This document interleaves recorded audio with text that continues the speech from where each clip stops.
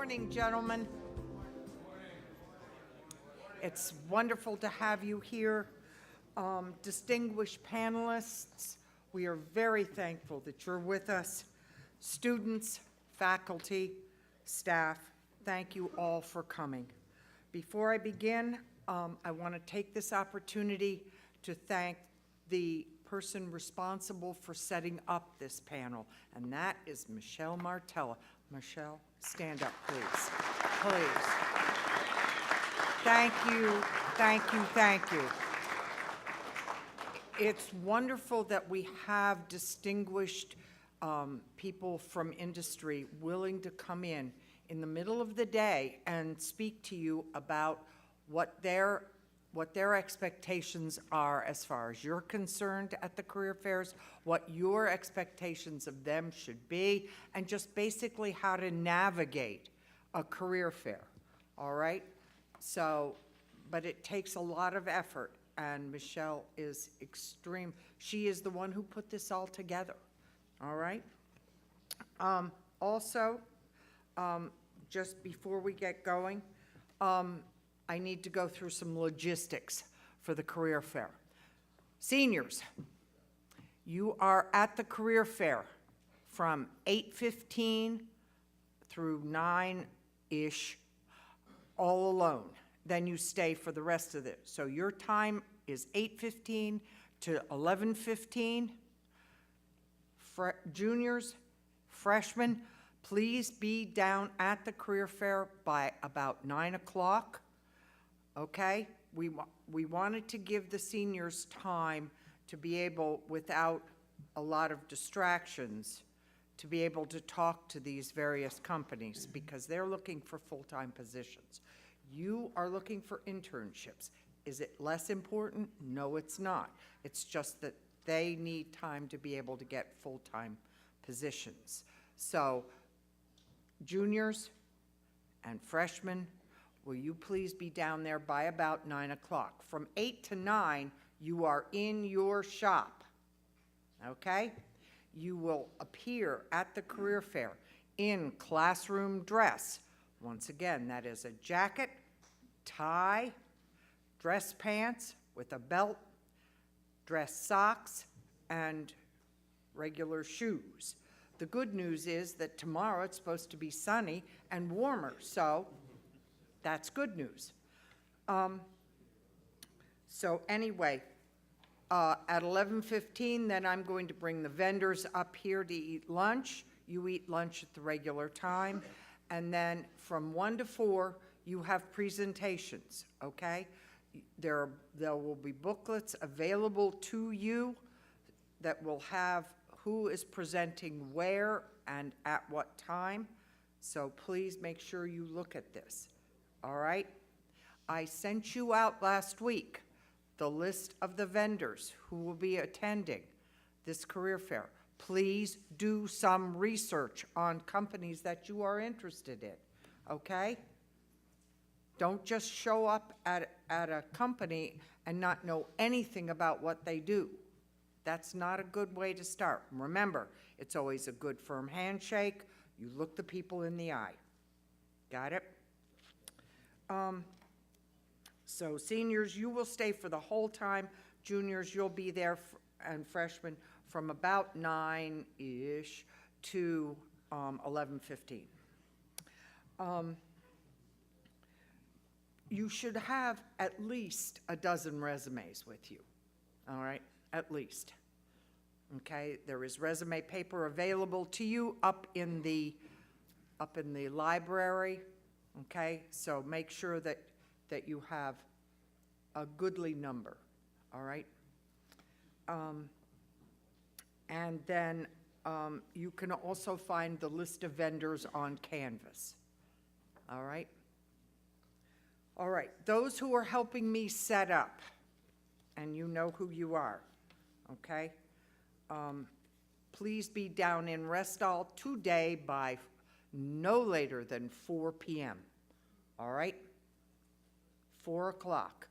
We've got a lot of tables to set up, tablecloths, the name tents, we have to hang a banner, we have to get the whole thing set up, And then tomorrow, when we tear down, I need you down there by 3, okay? Because I have to get all those tables put back into the hall so that the basketball team or lacrosse or whomever, baseball, has use of the gym, all right? So today, 4, tomorrow, 3. Got it? Everybody's on board with this? You know who you are? Okay, good. All right, I'd like to present our panelists at this time.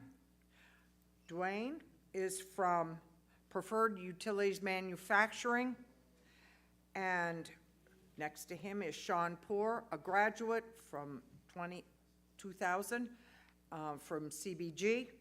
Next to him is David Neal from John Neal Painting, and next to him is Gary, and Gary, there's no way I'm getting your name right.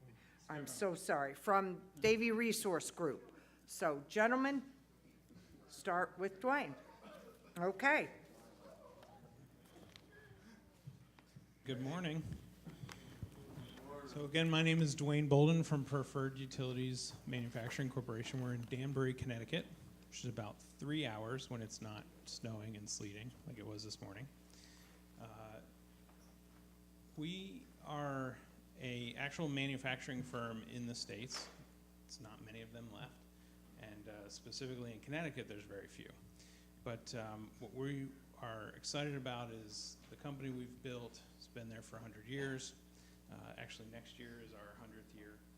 And we manufacture industrial boiler control systems, burners, fuel oil handling systems. So I'm scanning the room for power plant technology gentlemen.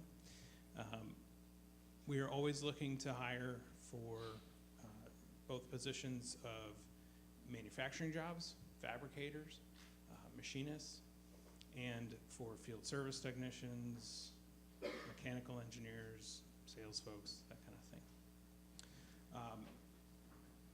I'm not an official recruiter for our company. I handle HR, and so I end up interviewing just about everybody who comes through looking for a job.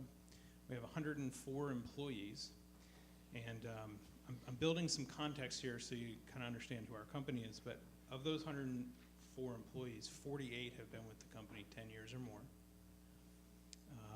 Of that group, I've got 5 with 30 plus years experience, 2 with 40 plus years experience, and 1 with 50. We have our first 50-year employee, which is quite a feat, and threw a big banquet in his honor. So our turnover rate is 5.8%, and which is extremely low. Of that 5.8, 4.8% of that is for people with less than 2 years experience in the company. So what we end up doing is hiring folks, and if they make the first 2 years, they stay forever. And that might sound rare, because it is. It's just not something that happens very often. So why am I sharing all this? Well, it impacts, I think, we have a very specific view of how we look at a recruitment or how we look at an interview. And so I wanted to give 3 kind of principles or things to think about as you guys interact with us. The first is that the recruiter knows what they're looking for specifically, okay? And you have no control over that. So that's unfortunate. I'm starting with the one that you can't control, okay? The recruiter's looking for cultural fit. They're looking for things that are gonna work in their individual business, and each business is different, and a recruiter knows that. So don't necessarily be discouraged by a rejection, because the recruiter may know, hey, in our specific fit, this might not be good. Don't take that as a personal, something about your person as much as it is about each individual company is very different. Now, what does that mean for you? What can you do? Well, you have to be completely honest. So what we're looking for when we're asking leading questions like, do you prefer to work alone or in teams, right? Don't answer, oh, I can do either, equally as fulfilling, right? No, you've got a personality, and we're trying to understand that personality and see if it's going to fit, right? So be brutally honest, and it will help with, from our perspective, it's going to help give good answers. From your perspective, it's going to help understand that you're going to fit within the culture of the company you're potentially applying for. So as recruiters, we're constantly balancing the human dynamics of bosses and coworkers, and again, if you're not completely honest in those situations, it can lead to something that's just not fulfilling. So the second one I wanted to share, which is related, is know yourself and be confident. Okay? So we understand we're hiring humans, not machines, right? Machinists, right? They know what they're going to do every single time the same way. Humans are uniquely different. They have emotions and dreams and passions, and recruiters want people to be happy. They want to have them be fulfilled in whatever work career they do. So we're looking for people who know themselves and can present that confidently. When we ask questions like, where do you see yourself in 5 years, or describe your dream job, these are really poor substitutes for what we're trying to tease out of you is, what is your passion? What is your goal? What do you love? Because we understand that a passionate person is going to be better off in their position and happy and more fulfilled. So when we ask those questions, again, be honest and share those dreams, right? So if your dream is to write a book about gardening, and I'm trying to hire you for this fuel oil pump set technician job, I might not go for it, right? But if I'm a landscape architect and you love gardening, I'm going to be a lot more interested, right? So share those things. Be confident about who you are as a person. And then, you know, if your dream, I have kids, so there's a movie Tangled. I don't know if anybody's seen it, but you know, there's this great scene where they're all the old guys are sitting around complaining about, you know, they had dreams when they were a kid, and this burly guy wanted to be a poet or whatever, right? Well, and one of them was, hey, I just want to retire on a big pile of money. Well, if that's your dream, it's not a good enough dream. Get a new dream, you know? Figure out who you are, figure out what drives you, what's your passion, and be able to really convey that when we ask those kinds of leading questions. The other thing is show your personality in your interview. So I had a lady that we recently interviewed, and it was an outstanding interview. It was great. She said she was completely qualified for the position. She was connecting with us. We were all laughing. It was a wonderful, wonderful interview. And I was watching the human dynamics involved and realized this lady is not only outstanding for the job, but is just a good person. And you know, you can tell you would want her on the team. So as we do, we left, and the group got together afterwards, and I said, could you explain to me the job that she's applying for? And our plant manager said, oh, you know, she's going to be in an office, door closed, behind a computer screen, 8 hours a day, cutting work orders, checking things, making sure everything's going to work perfectly. I said, do you understand the person we just interviewed? If she's not out communicating with people, her soul's going to be crushed. I mean, it's just not the type of position that's going to work for her. And we were able to actually tweak the job, change the job description in order to support her personality. Now, larger organizations, sometimes you can't get into that, but there are smaller organizations like ours that are more flexible. And but if you don't convey that personality in the interview, you could end up being in a job that's really not suited for you. Does that make sense? Okay. The third one, and then I'll move on. Sorry if this is going too long, but loyalty is a dying quality. So look for a company, or at least a boss, that you can be loyal to, and then go be loyal to them.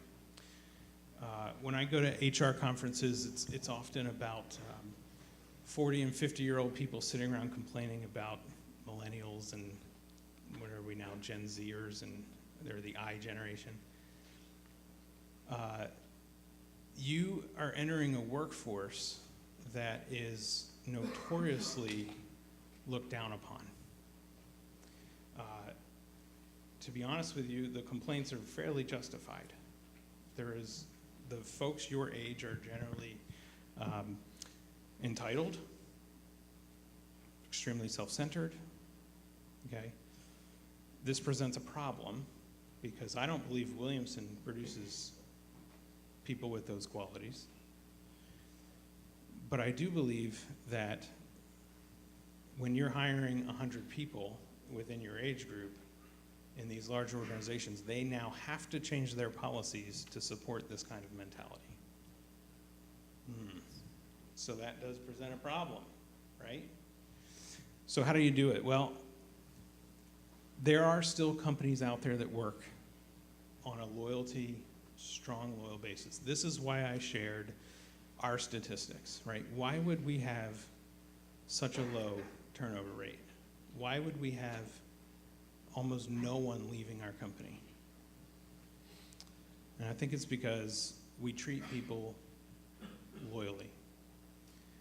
In return, they are treating us loyally.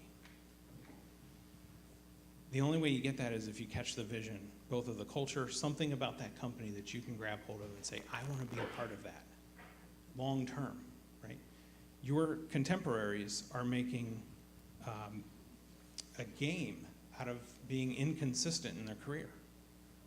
They're jumping from job to job and career to career and following whatever next thing is their fancy.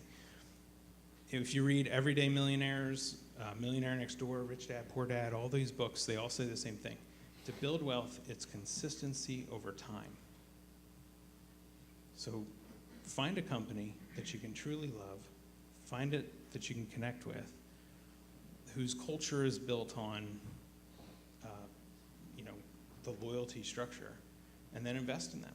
I mean, I love the company that I work for because this is the mentality we go into work with.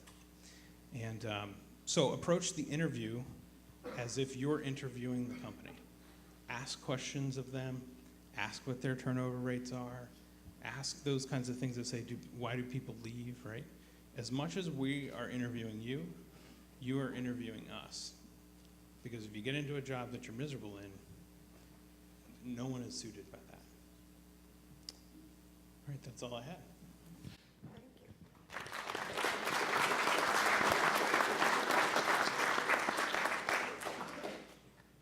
Good morning, everyone. For everyone, my name is Sean Poor. I was a graduate in 2000 from Brick Shop. Go Brick Shop. There we go.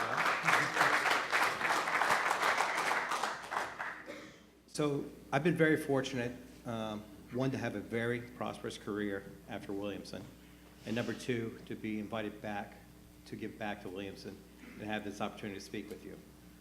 Over the last couple of years, I've been coming back on a regular basis. Some of you I've spoken individually in your class. I graduated with Mr. Neville, so I have that great fortune. Yeah. So I have the fortunate tie to Williamson with him in that regards. I've also got an opportunity to see a lot of you and do some interviews with quite a few of you. So a couple things I want to share, first and foremost, on the interview process. When it comes to tomorrow, is when you're going to approach a booth, Mrs. Kingham said it right up front. Go tonight and figure out what companies you want to approach and what do you like about those companies. Go to the website, figure out what those companies have to offer that you like. Oftentimes, I've been here as well as other career fairs, and I've been approached at the table, and they ask me, what do we do? Now there's a big sign behind me usually that shows us building a building or some other thing, but the first question is, what do you do? And that shouldn't be your first question, gentlemen. You should be more prepared to tell the company, hey, I've researched your company, I've seen what your company has to offer, and these are the things that intrigue me, and ask some questions, okay? Please don't go up and ask, what do you do, all right? The second thing is your resumes. We all understand who we're recruiting and who we're recruiting from. Try to keep it to a page, we're gonna see a lot of people, and it's gonna be a lot of resumes coming, but keep it to a page. We don't need a narrative on how you were a cashier at Wawa and all the things that you did as a cashier, or your job as a summer landscaper and every single item that you did. We understand what your job is. We understand you're between 18 and 22 years old and you don't have a lot of work experience. So keep it brief, but on that resume, focus on some activities that you're involved in. If you're involved in your Bible study group, or you're involved in, you were an Eagle Scout, or you were a DMLA, or some other activity, your Boys and Girls Clubs, let's note those activities and note those interests. Because oftentimes the recruiter to the side, or the guy standing across the table, he might have the same interest, and that could spark an interest in a conversation that you guys can further develop. As Dwayne Haggett spoke, is to introduce your personality to the conversation, okay? So watch his resumes getting too long. So some good things that have come out of the interviewing process here is everyone's always timely. So for those of you guys who are doing the interviews for the first time, what you'll find, these guys are very timely, they're very punctual, and they're very well prepared. So you should give Miss Kingham a very strong hand for that, for preparing you guys well. She did. She deserves it.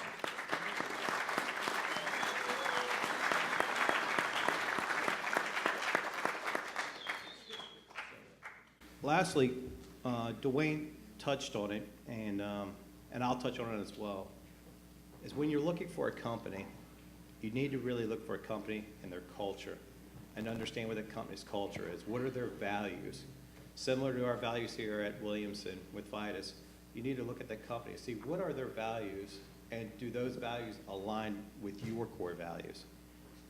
Just as Dwayne spoke, if their values and your core values aren't aligned, it's not going to be a good fit, and eventually you're going to depart, and one of the two people are going to be hurt by that departure. So try to align your values with the company culture, and that could be simply, you're not often going to find that on the internet. We're going to find that through questioning the person and the interviewer, is to understand, hey, what are your company cultures? What do you guys value? Are you a community service-based organization? What are those things that you value as a company in your employees? You want to find that value and that fit for you so that it is a prosperous career later in life. Okay. I'll be here afterwards if you guys have questions. Many of you, again, I've seen before. I'll pass it along. Thank you.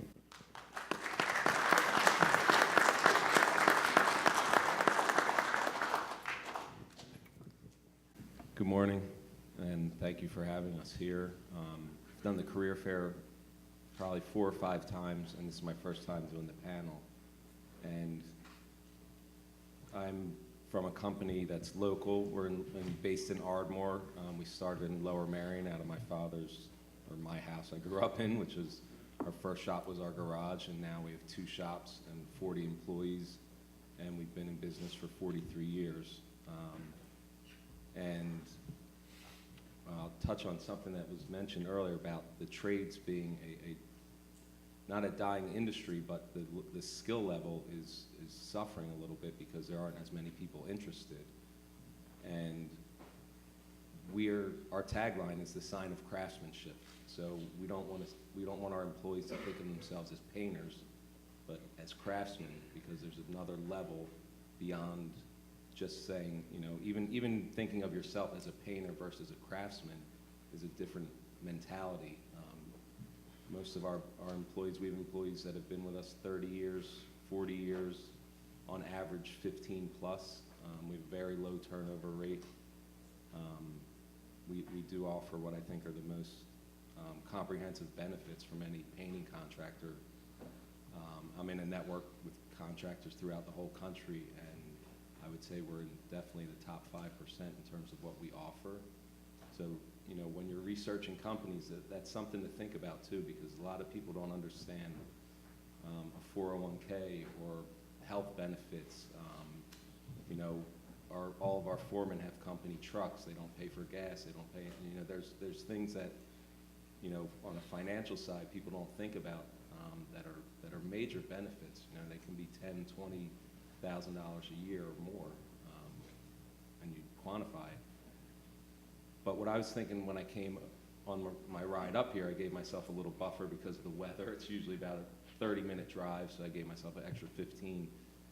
And I was thinking about our current employees from Williamson, and we currently have 4. And I thought that of the 4 we have, they are all top-level employees for where they are. So our oldest Williamson grad is in his mid-30s, and he's a foreman. He's a new foreman in our company. He's been with us for over 5 years, and he is a very talented sprayer. And so while he's a very good painter, he is now becoming our leader in our kitchen cabinet refinishing, and he's right now working on a job spraying a high gloss lacquer finish that I don't think there's 10 people in this region can do this type of work, because whenever we're bidding it, we're rarely bidding against other people. And you know, this is the type of work where people come down from New York, or they'll bring someone who's there's only maybe 3 or 4 certified shops in the state of Pennsylvania to do this work, and we're one of them. And then we have 2 recent grads, Colin Henry, who will be here tomorrow at the career fair with me, and Charles Riggs, and they're 2 of our best young employees. So one of the nice things about getting involved now with Williamson is I'm looking at Colin and Charles as our ambassadors. They know many of you here because they were here just in the last 2 years. So, you know, as we continue to have a relationship with Williamson, we're looking for, you know, people who are already committed to a trade, who are committed to learning. I know probably for the younger guys that haven't been here long, it's not the easiest to get acclimated, and there's discipline, which is good because it teaches you, you know, respect for your craft, respect for yourself, and, you know, everyone should have dignity in what they do. You know, you shouldn't, you know, I have an undergraduate and a graduate degree, and I still love working with my hands. So if I had a choice, I would probably rather be on the brush, to be honest, some days than estimating and selling and doing all the other things. But that's another aspect of these industries, is that it's not just the trade that you're doing. So regardless of what you're doing, you're a salesperson, you're a marketing person, you're a crafts person, you're a business person, because all these skills you're learning, if you can translate them into other fields of your industry, you have unlimited potential. I know from my training and skills, I can go anywhere in this country and I think I could get a job for any painting contractor and maybe in any building outfit, because I have a degree in architecture and design and a background in fine arts, and I've worked on the brush for over 20 years, so I know how to paint, and I'm fully confident that I could paint in any market in this world. And that is something I think most of our men understand, and they've been with us that long, and they know they can go anywhere. They can go to our competitors, they can go anywhere, but there's a reason why they stay. And we're a very committed company to our employees. We want to offer the best training, the best equipment. We try to get the best jobs, you know, so you know, you should be happy going to work. It shouldn't be a drag or a burden. It should be something that you enjoy, and at the end of the day, you have pride in what you've done. You know, we have relationships with customers that are, you know, it kind of blows my mind sometimes that, you know, you go to sell a job and you end up there for an hour against your will because you have other things to do, but you know, they're offering you coffee, or they're making you espresso. Or I had a customer who owns a global company, and they were traveling, and he gave me the key to the house and he said, look, we want this work done while we're away instead, because it involves rooms that we don't want to be inconvenienced. And then before they left, they said, when we get back, we have to have dinner with you and your wife. I'm like, this is the second time I've been there with this customer. He owns a global company, and we just started talking about, like you said, an interest that was travel that we just shared, and ended up being we'd been to some of the same places. And so there's a connection, and from a business standpoint, you develop relationships like that. Those are customers that are not shopping for other companies.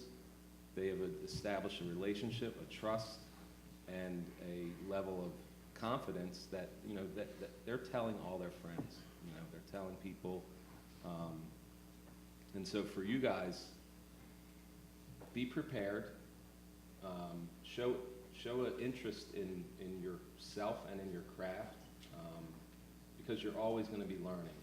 And if you're not, then you're going to be in trouble because you can learn something every day. And most things, whether you think it or realize it, are going to be applicable to your trade or just to life in general. And that's, you know, what we're really looking for are people who are interested in learning and developing their skills, but are also interested in working and being around people that they enjoy being with. So we have, you know, endless stories of our employees who some of their children have gotten jobs through our customers. So, you know, we work in some of the most prestigious homes in this area on the main line, and you never know what's going to come of it. You know, Colin worked in one of the nicest places for his internship. And I thought back, I said, man, I never got a job like that. At his age, he was in Rittenhouse Square for the whole summer with our top crew on a job with the top designer in Philadelphia, and he had a view of Rittenhouse Square from the 18th floor for 2 months. So most, you know, if you're in residential, you know, a lot of your jobs, if you finish within a week or 2 weeks, you're traveling and moving around. So he had a job site for almost the whole summer, and he got top-notch training from a 30-year employee who does top-level work around this whole region. Yeah, I would say just be prepared, show interest, and understand that, you know, this could be a stepping stone to, you know, something bigger and larger in life, and that, you know, these are amazing opportunities. When I see, even as a, you know, someone who has a job and a family and children, I'm always amazed at the companies I see at this career fair, because it's not normal. You know, like, I know people my age that are looking for jobs, and they say, do you know anyone that's hiring, or do you know anyone in this field? And to have the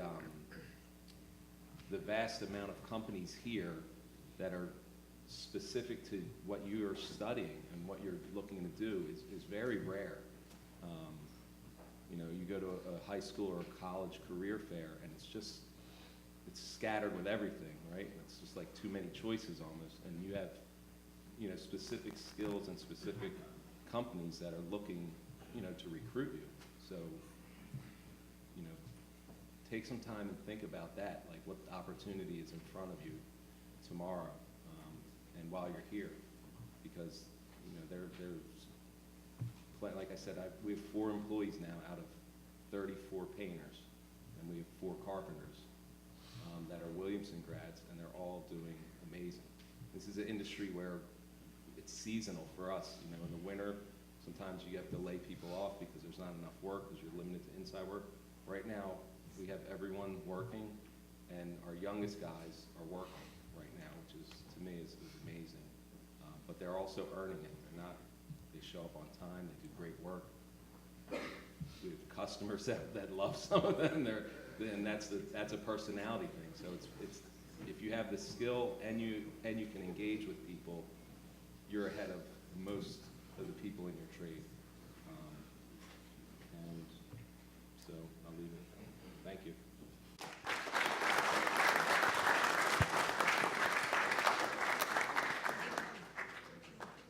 I'm Gary Skemorn, District Manager with Davy Tree and King of Prussia. Davy Tree was founded in 1880, which I thought was interesting. Our company was 8 years old when this school was founded. So we've been around as long or a little bit longer than the school. So now we're about 10,000 employees, coast to coast in Canada. We have 4 different divisions of the company, one that does residential and commercial tree care, one that does consulting work for government and utilities, division that does commercial landscape services, so we do weekly maintenance and snow plowing and things like that. There's also the Davy Resource Group. Oh, I'm sorry, I said that. So we do utility line clearance work also. So we kind of cover all facets of the green industry. We're 100% employee-owned now, have been since 1976, so when you become an employee with us, you're also an owner.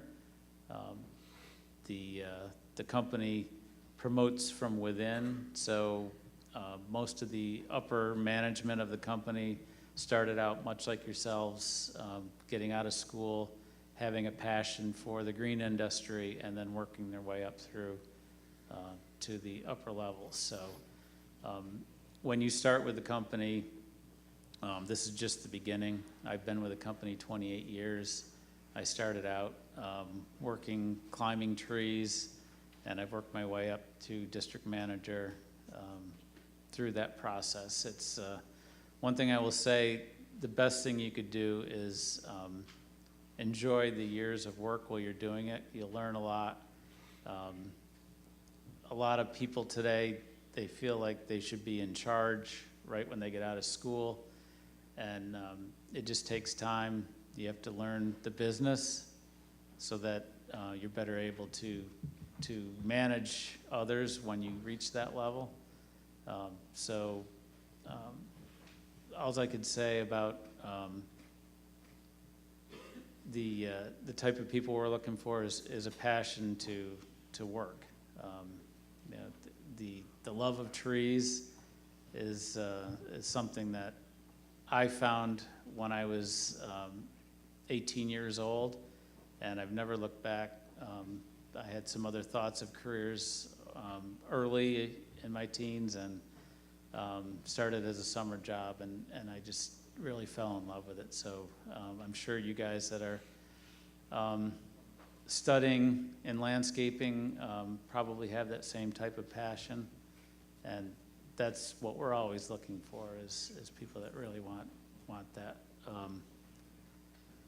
I feel like learning about your regimen here at the school that you guys will definitely be prepared for the workforce nowadays. A lot of employees that we have don't have the soft job skills that are very important, showing up on time or ahead of time, showing up every day, being willing to work in the field. So that's what we look for in an employee. We can train things where there's deficits, but if you can't make it to work, that's a problem. So we do have a very good education division that kind of controls all of our education after you get a job with us. It's an ongoing experience. Even to this day, I still take courses on our learning management system to keep myself up to snuff. So once you start with us, it is just the beginning. I think that's all I have. Thank you.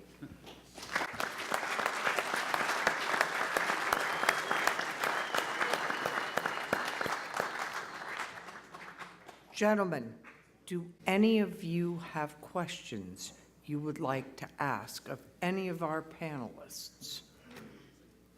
Any questions about the interviewing? I think a couple of points that I listened to very hard were that the company culture is very important. That is something you have to ask the various recruiters when you walk up to each table, okay? You're not necessarily going to find that online, but you will get a response when you talk to the vendors about their culture. Because if it isn't a good fit, it would be like if you came into Williamson as you know, a power plant student, but your real passion was for horticulture or nursing or something like that, well, you know, that's round peg in a square hole, okay? So you really need to do yourself the favor of finding out about the company culture. Each and every one of you, what are the 5 core values here at Williamson? Okay, well, you know what ours are, okay? Now, can you say the same thing about the companies that you're thinking about spending time with? Unless you can, you owe it to yourself to find out, okay? Seniors, really important that you do that, all right? But it's important for the underclassmen as well.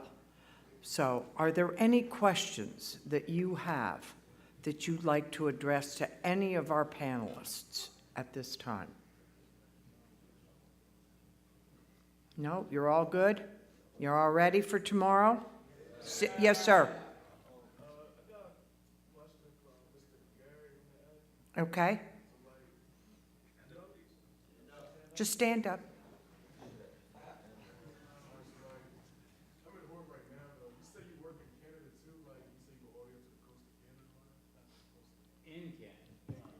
In Canada, we have offices too, yeah. Yeah, all across the United States. Yeah. I don't even know how many people that I've worked with over the years that are spread out across the country. So yeah, once you get into the company, it's pretty easy to transfer. Any other questions? Can you talk a little bit about internships? Because obviously the seniors are looking for, in addition to the freshmen and juniors, there's a lot of internships that are at the career fair as well. Can you talk a little bit about internships and value that adds and test out a company essentially? Go ahead. Gentlemen, take it away. Sure. We actually offer internships. We have one gentleman, one junior, to be an intern with us this summer. Internships are very important, and as a company, especially coming to a trade school here, we typically don't take internships from freshmen. We want you guys to go out and work in your prospective trade that summer between your freshman and junior year, and then we'd like to see you your junior year on our side of things. But going back to the resume, when we talk about filling out the resume properly, is to show that internship and having internships. I think it's very important moving into your career in the future that you're not just lifeguarding at the pool. While that's important, it may not be beneficial in progressing your career. You have 3 short years here, so really you have 2 summers to get some sort of experience before you move out to the world, or you're going to go back to school, right? You got 2 decisions to make there. So in my opinion, you should make the best out of those 2 summers, you know, one in the trade, and if you're going to stay in the trade, another one in the trade, and or with a prospective company for an internship. Go ahead. Yeah, so I can't agree more. The internship process is critical. We actually, this is our first time here at Williamson doing the career fair and offering internships. We purchased a company recently who had an intern, and the experience is very positive. I believe he's in the room. There he is. Thank you, Bradley. And so we were introduced to the school through that process, but we've been doing this model now with a handful of schools that have very similar core values, things like honor and integrity and hard work and even faith. And so what we've tried to do is bring in these interns, many of them. We normally do 10 to 12 internships a summer. And then as they go in through year 1, year 2, and ultimately into year 3, I know you guys only have the 2 summers. Most of it, we're doing this at a couple of four-year schools. so they get an extra, opportunity there. But like you, we also don't take freshmen. So really, there's 2 semesters there, 2 summers that we do internships and winter break, where we get to build that relationship, where you get to test out, right? Is this company the type of company that I want to invest in and I want to work for? So definitely look for the internships in your field. Look at it more as just work experience, and more than just work experience. Look at it as I get an opportunity to trial run this company. Because again, if you get into a job that you're miserable in, it doesn't suit anybody. Any other questions, comments? Yes, sir. At Davie, we have a very robust internship program. All of our offices offer internships, and at this time of the year, it's very early in the process, so most every office in the country has an availability at this point. Certainly very much locally, so. It is good. Yeah, I would also say, regardless of what trade you're in, obviously we're looking for painters. But take the opportunity, if you have an internship program, it could be your stepping stone to your career, it could be your next job. So it's, for both of you, the company and the employee, it's the best of both worlds, because you get to test each other out. So if you're doing an amazing job and you're having, you see it's a good fit, then you already have your foot in the door. And if you're showing up on time, paying attention to your work and doing what's required, you're securing a job for yourself. So, I mean, coming out of school with a job, and not having to search is huge. I know Colin did his internship with us, and he interviewed before he was graduating. He knew he already had a job. So he came in and he said, look, I'm traveling after graduation for a week for vacation, and then he started work. So it's a big thing to know and not have that anxiety of like, where am I going? Where am I going to be living? Because everyone's not going to be in the same geographic region. You may be in Canada working, and someone may be local. So it's a real opportunity for both the employee and the company to feel each other out. Any other questions, comments? Well, thank you, gentlemen, so much for being with us.